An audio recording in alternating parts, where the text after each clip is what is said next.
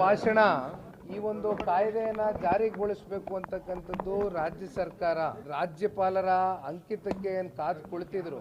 ಎಲ್ಲೋ ಒಂದು ಕಡೆ ಆ ದ್ವೇಷ ಭಾಷಣದಲ್ಲಿ ಒಂದಷ್ಟು ಪ್ರಮುಖವಾದಂಥ ಅಂಶಗಳು, ಆ ಕ್ಲಾಸಸ್ನ ನಾವು ಓದ್ತಕ್ಕಂಥದ್ದಾದರೆ ಬಹುಶಃ ಇದ್ರ ಬಗ್ಗೆ ನಾನು ವಿಸ್ತಾರವಾಗಿ ಒಂದು ಪತ್ರಿಕಾಗೋಷ್ಠಿಯನ್ನು ಕರೆದು ಮಾತನಾಡಿದ್ದೇನೆ. ಇದು ಒಂದು ಕಡೆ ಪತ್ರಿಕಾ ಮಾಧ್ಯಮದ ಸ್ನೇಹಿತರನ್ನ ಕಟ್ಟಾಕ್ತಕ್ಕಂಥದ್ದು, ಮತ್ತೊಂದು ಕಡೆ ಪ್ರಜಾಪ್ರಭುತ್ವದಲ್ಲಿ ಪ್ರತಿಪಕ್ಷಗಳಿಗೆ ಇರ್ತಕ್ಕಂಥ ಒಂದು ಹಕ್ಕನ್ನ ಸದೆ ಬಡಿತಕ್ಕಂಥ ಒಂದು ಪ್ರಯತ್ನಕ್ಕೆ ಏನು ಯತ್ನಿಸಿದ್ರು, ಆ ಕ್ಲಾಸ್ಗಳಲ್ಲಿ ಇರ್ತಕ್ಕಂಥ ಅಂಶಗಳು ಸಂಪೂರ್ಣವಾಗಿ ನಾನು ಪ್ರೆಸ್ ಮೀಟನ್ನು ಕರೆದು ಇದು ಪ್ರಜಾಪ್ರಭುತ್ವದ ವ್ಯವಸ್ಥೆಗೆ ಒಂದು ಮಾರಕವಾದಂಥ ಒಂದು ದ್ವೇಷ ಭಾಷಣದ ಒಂದು ಮಸೂದೆ ಆಗ್ತಾ ಇತ್ತು, ಇದನ್ನೇನಾರು ಜಾರಿಗೊಳಿಸಿದರೆ. ಹಾಗಾಗಿ ಇವತ್ತು ರಾಜ್ಯಪಾಲರು ಇವೆಲ್ಲ ಅಂಶಗಳನ್ನು ಕೂಡ ಗಮನಿಸಿ ಒಳ್ಳೆಯ ಒಂದು ತೀರ್ಮಾನ ತಗೊಂಡಿದ್ದಾರೆ ಅಂತಕ್ಕಂಥದ್ದು ಈ ಸಂದರ್ಭದಲ್ಲಿ ನಾವೆಲ್ಲರೂ ಕೂಡ ಸ್ವಾಗತ ಕೋರ್ತೇವೆ. ನೋಡಿ, ಒಂದು ನಾವು ಅರ್ಥ ಮಾಡ್ಕೊಳ್ಬೇಕಾಗಿರ್ತಕ್ಕಂಥದ್ದು, ಘನತೆ ಹೊತ್ತ ರಾಜ್ಯಪಾಲರ ಘನತೆಯನ್ನು ಎಲ್ಲೂ ಕೂಡ ಅದು ತಗ್ಗಿಸ್ತಕ್ಕಂಥ ಕೆಲಸಕ್ಕೆ ಆ ಪ್ರಯತ್ನಗಳು ಸರ್ಕಾರದ ಕಡೆಯಿಂದ ಆಗ್ಕೂಡ್ದು. ಎಲ್ಲೋ ಒಂದು ಕಡೆ ಅವರನ್ನ ಮುಜುಗರಕ್ಕೆ ಸಿಗಿಸ್ತಕ್ಕಂಥದ್ದು, ಎಲ್ಲೋ ಅವರ ಗೌರವಕ್ಕೆ ಧಕ್ಕೆ ತಗೊಂಡು ಬರ್ತಕ್ಕಂಥ ಕೆಲವೊಂದಷ್ಟು ಅಂಶಗಳು ಅವ್ರ ಕಡೆಯಿಂದ ಪ್ರಕಟಣೆ ಮಾಡಿಸ್ತಕ್ಕಂಥದ್ದು ಇದೆಯಲ್ಲ, ಇದು ಮೊದಲು ಸರ್ಕಾರ ಇಂಥ ಒಂದು ವಿಚಾರಗಳು ಬಿಡಬೇಕಾಗ್ತದೆ.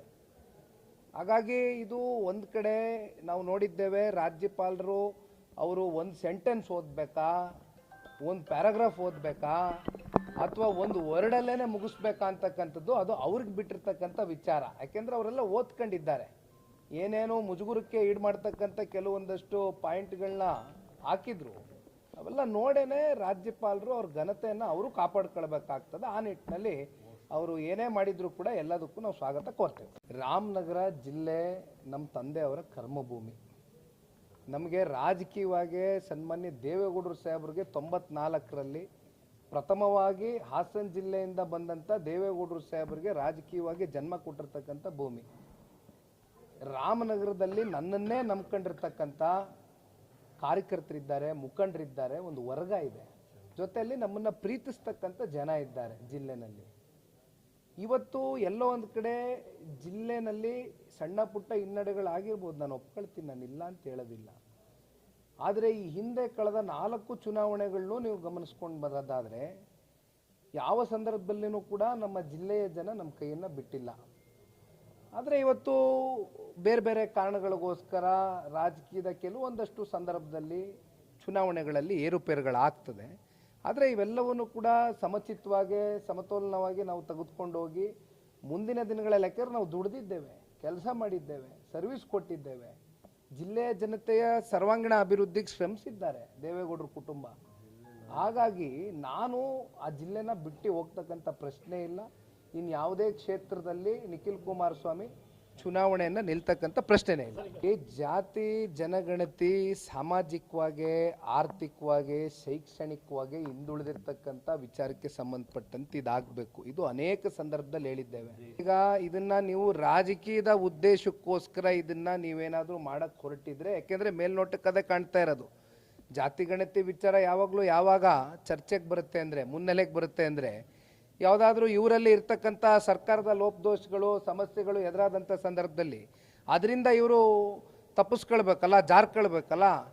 ಆ ಸಂದರ್ಭದಲ್ಲಿ ಜಾತಿ ಗಣತಿ, ಜನಗಣತಿ ಅಂತಕ್ಕಂಥದ್ದು ಇವೆಲ್ಲ ಅಂಶಗಳನ್ನ ಸುಮ್ಮನೆ ಇಟ್ಟು ಜನಗಳನ್ನ ದಿಕ್ ತಪ್ಪಿಸ್ತಕ್ಕಂಥ ಕೆಲಸ ಬೇಡ.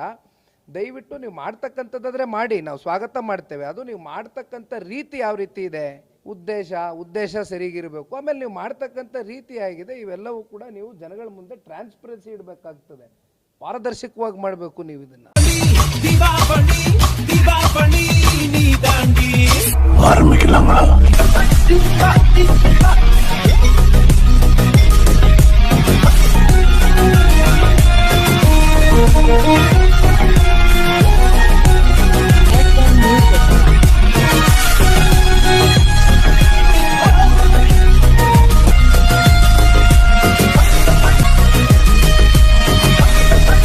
தரம் என்றும் நிரந்தரம், தரம் என்றும் நிரந்தரம், தரம் என்றும் நிரந்தரம்.